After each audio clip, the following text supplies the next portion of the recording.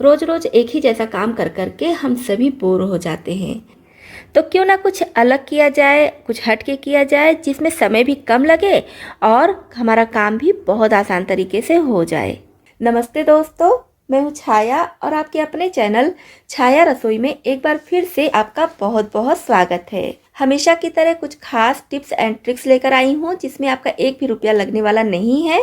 घर बैठे आप इन टिप्स और ट्रिक्स को अपना सकती हैं, अपना ढेर सारा समय और पैसे भी बचा सकती हैं। तो वीडियो शुरू करने से पहले हर बार की तरह कमेंट बॉक्स में लिखकर जरूर बताइएगा कि इस चैनल के वीडियोस आप किस शहर या फिर किस गांव से देख रहे हैं।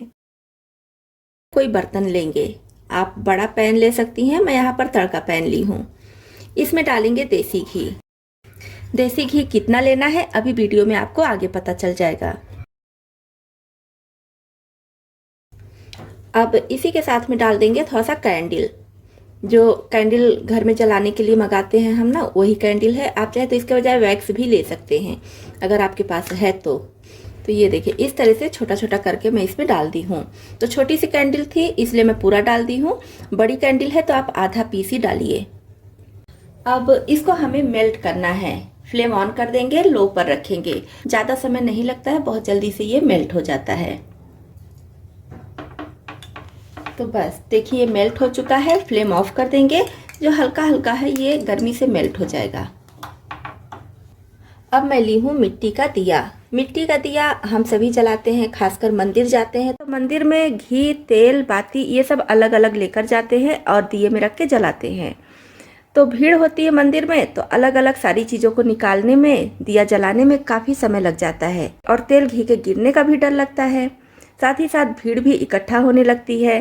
तो आज मैं बहुत आसान टिप लाई हूँ जिससे आपकी ये प्रॉब्लम दूर हो जाएगी। तो इसी के साथ में है ये फूल बत्ती। फूल बत्ती के बेस को पहले हम खोल लेंगे और इस तरह से दिए में रखेंगे। फूल बाती बनाने का वीडियो, साथ में और भी कई सारी बाती बनाने का वीडियो मैं आपके साथ शेयर की हूँ, तो आप उसको देखकर बना सकते हैं या तो फिर मार्केट का भी ले सकती हैं।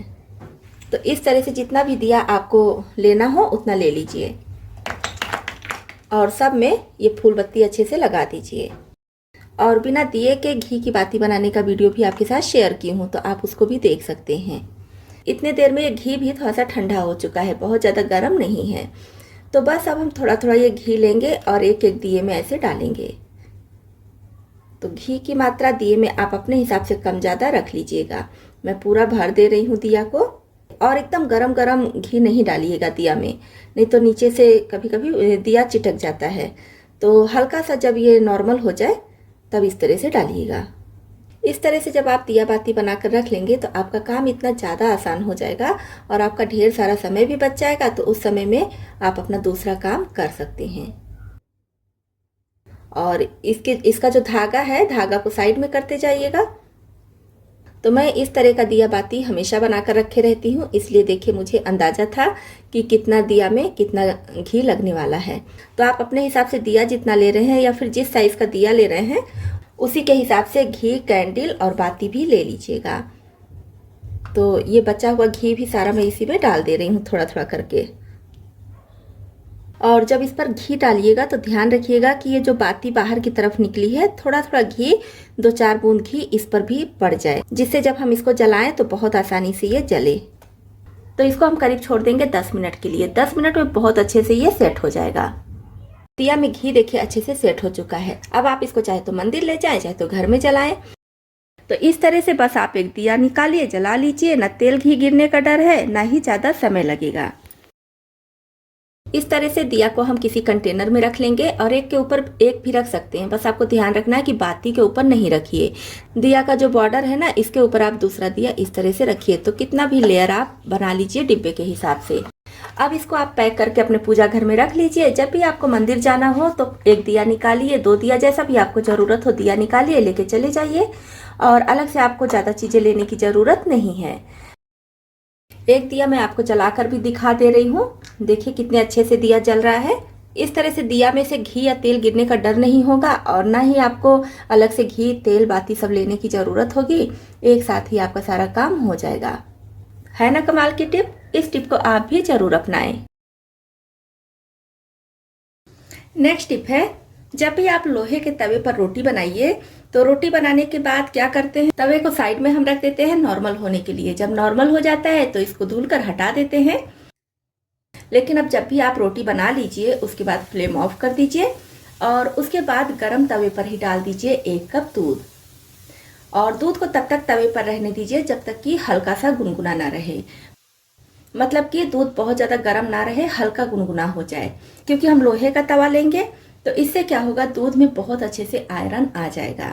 फिर जब ये हल्का गुनगुना हो तो कप में इसको निकाल लीजिए और इस दूध में चाहे तो हल्का सा गुड़ मिला लीजिए या फिर शहद मिला लीजिए, या फिर अगर आपको चीनी ही पसंद है तो थोड़ा सा चीनी भी मिला सकते हैं।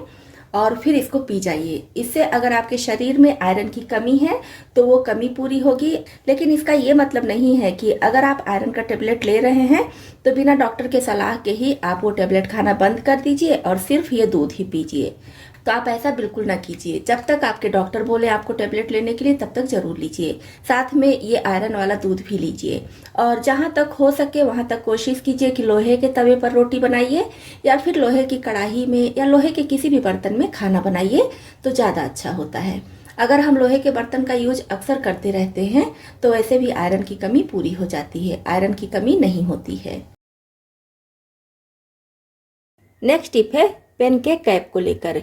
किसी भी पेन का इस तरह का कैप हो गया, उसका बहुत अच्छा यूज कर सकती हैं।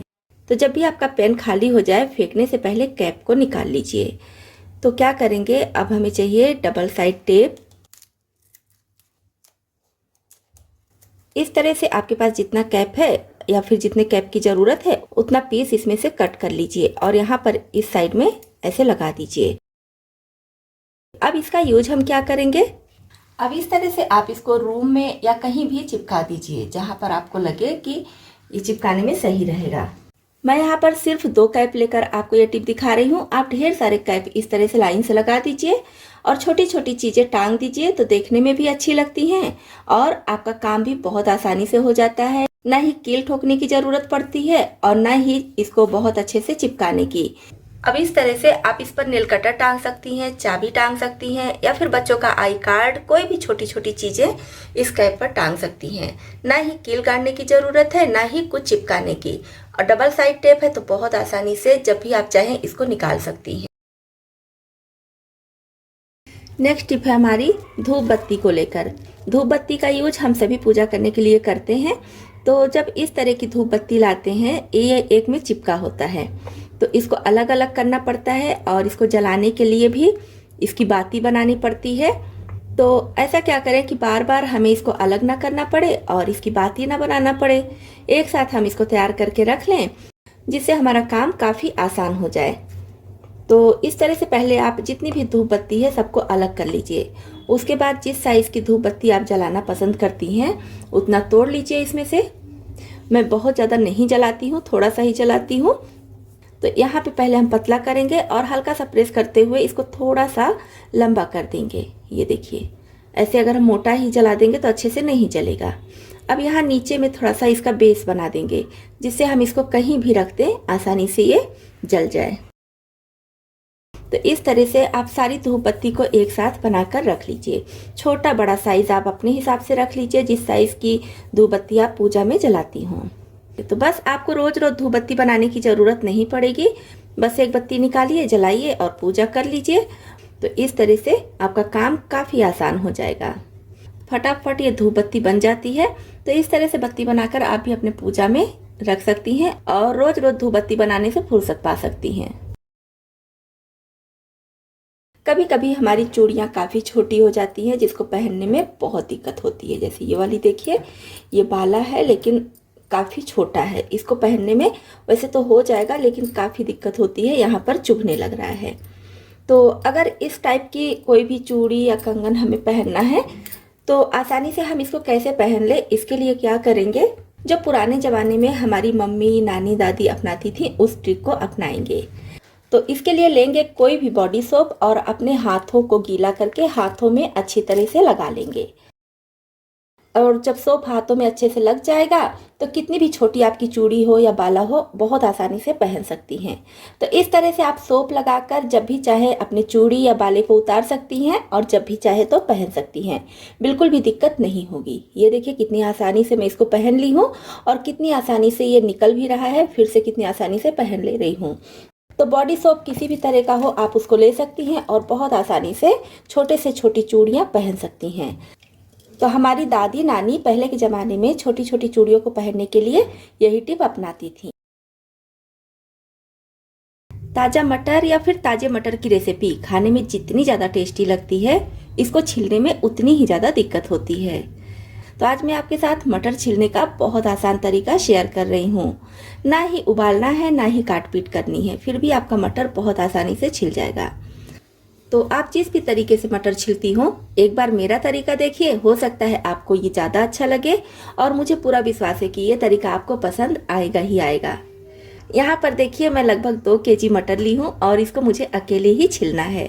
तो मैं किस तरीके से ये मटर छिलूंगी कि फटाफट छिल जाए, मेरे नाखून में या फिर मेरी उंगलियों में दर्द भी ना हो। तो आप इसमें से कोई भी मटर ले लीजिए और मटर ज़्यादातर लोग यहाँ से ऐसे नाखून से इसको अलग करते हैं और फिर छिलते हैं, लेकिन मैं ऐसा नहीं करती हूँ। मैं यहाँ पर इसको हल्का सा प्रेस करती हूँ इस तरह से। ये देखिए किनारी पर ऐसे प्रेस कीजिए और इधर भी। अब इसको पकड़ के ऐसे निकाल दीजिए। ये देखिए इस तरह से कितनी आसानी से इसका बीज अलग हो गया, मेहनत करने की ज़रूरत नहीं पड़ी है। बहुत आसानी से देखिए इसका दाना भी निकल गया है। तो इस तरह से आप कितना भी मटर ले लीजिए, बस यहाँ पर प्रेस कीजिए। ये देखिए मैं पास से दिखा दे रही हूँ, जैसे यहाँ पर प्रेस करेंगी ये खुल जाएगा। अब दोनों साइड को ऐसे पकड़ लीजिए और इस तरह से अलग कर दीजिए। ये देखिए कितनी आसानी से छिल जा रहा है। तो है ना बिल्कुल आसान तरीका। इस तरह से ना तो नाखून में दर्द होगा, ना ही उंगलियों में दर्द होगा। फटाफट आप कई कई किलो मटर छिलकर रख सकती हैं। तो आप कमेंट बॉक्स में लिखकर जरूर बताइएगा कि आप भी इस तरह से मटर छिलती हैं या फिर किसी दूसरे तरीके से। और अगर आपको यह तरीका पसंद आया हो तो वीडियो को लाइक जरूर कीजिएगा।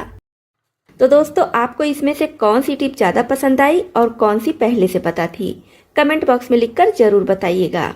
इसी तरह से और भी ज़्यादा यूजफुल टिप्स एंड ट्रिक्स देखने के लिए, और अगर आप चैनल पर नए आए हैं तो हमारी यूट्यूब फैमिली में शामिल होने के लिए इस चैनल को सब्सक्राइब भी कर लीजिएगा।